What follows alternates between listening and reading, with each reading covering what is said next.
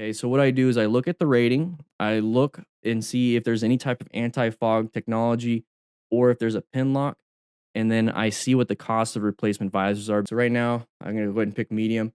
So cool, I like the look of the helmet. I'm gonna go look around. It looks pretty cool. I like it. I like it. I like it. It's a Bell, so it comes from Bell Helmets, very reputable company. Pretty cool. Oh, look, it's staff picked. So Revzilla even thinks it's a good helmet. Okay, so far I'm pretty good. 209.95 within my budget. All right. The next thing I look for is right here. Okay. What type of shape head is this designed for?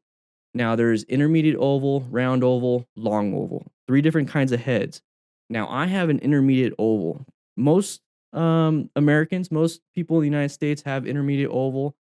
Japan's more of a round oval. Europeans are kind of long oval, but it all really depends on what your head shape is. So you always want to double check that. And if you ever have any issues out here on Revzilla, this is kind of how you can check. Okay, so these are the types of head shapes. So make sure you do that because you don't want to get a long oval helmet for your round head.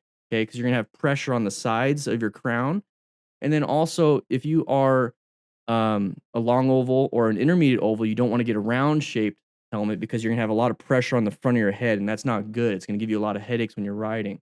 So if you get headaches right now while you're riding, especially right here, like you get a lot of pain, you probably have the wrong shaped helmet. So as soon as I look at this, I go down here. Okay, cool. Intermediate oval that fits my head. So that's something I can work with. I start to read all these things, and a lot of this is just marketing. Okay. So I don't really care too much. What I care more about is this stuff right here. I look for the rating. Is it DOT? Is it ECE? Is it Snell? Those are the things I look for. So DOT, not too impressed by DOT. It's a post market testing, so that they can the manufacturer can put the helmet on the market, and then maybe it gets tested if it follows the standards.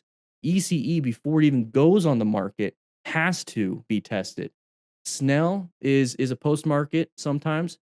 Snell is an independent third party that tests things. So ECE is really good. But when I see this, if it just said DOT, I'd be a little concerned. But it says Snell M2015. What does that mean? It is the 2015 rating. And they usually have new ratings every 5 years. So it's not the 2020 rating, but it's still pretty dang good, at least the 2015. So I'm pretty happy with that. Three shell sizes. What does that mean? So the three shell sizes, what this means is that the size of the helmet itself is the shell size. So a medium large is going to be bigger than an extra small small, and then an XL to 3XL is going to be even bigger. So the shape of the head, if you want to have a bobblehead or not, type of thing. I like to look at the shell sizes because I don't want it to be only one shell size for every range, because what they're doing then at that point is just getting huge cheek pads, and I don't like that. So I really like the fact that it has three shell sizes, three EPS sizes. That's the polystyrene foam on the inside. That's really good.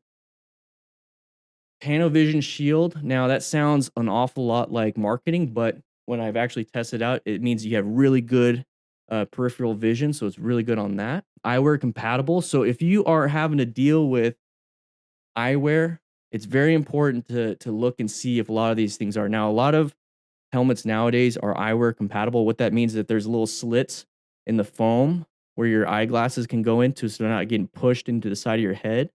So that can cause headaches. 5-year warranty.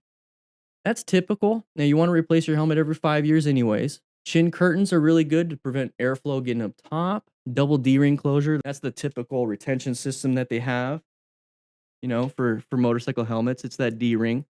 Okay, so some of them are ratchet, some of them are magnetic.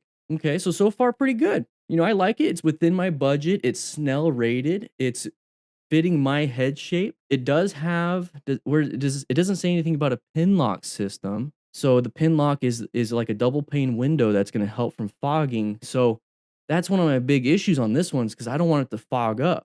So I would have to go ahead and buy aftermarket cleansers or anti-fog spray. That's not very good. But here's the cool thing. So let's go ahead and take a look at this, and let's go ahead and take a look at this.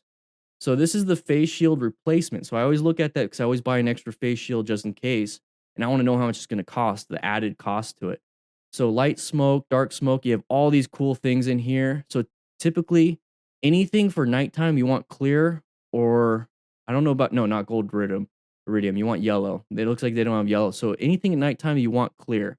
Anything with low light, you don't want any of these other things.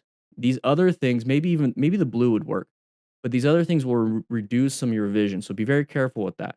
But it's $59.95 for a clear visor. Not too bad, not too bad. But here's the cool thing with this one. Pin lock ready face shield for an extra 30 bucks. Oh, that's pretty cool. So they do have pin lock vision stuff for it. So it's really cool to see. But think about that as the extra cost that you're going to have. Okay, so the helmet's going to be $209.95 with another 60. So $270. But that's if you want to have an extra face shield. Okay, so just be aware of that. I want to say thank you to RevZilla for being a sponsor of this channel. Click the link in the description. No extra cost to you. It's an affiliate link. It helps support the channel. So if you're going to buy gear anyways on RevZilla and you want to get some gear, click that link and help out. Like I said, no cost to you. I'll see you guys around.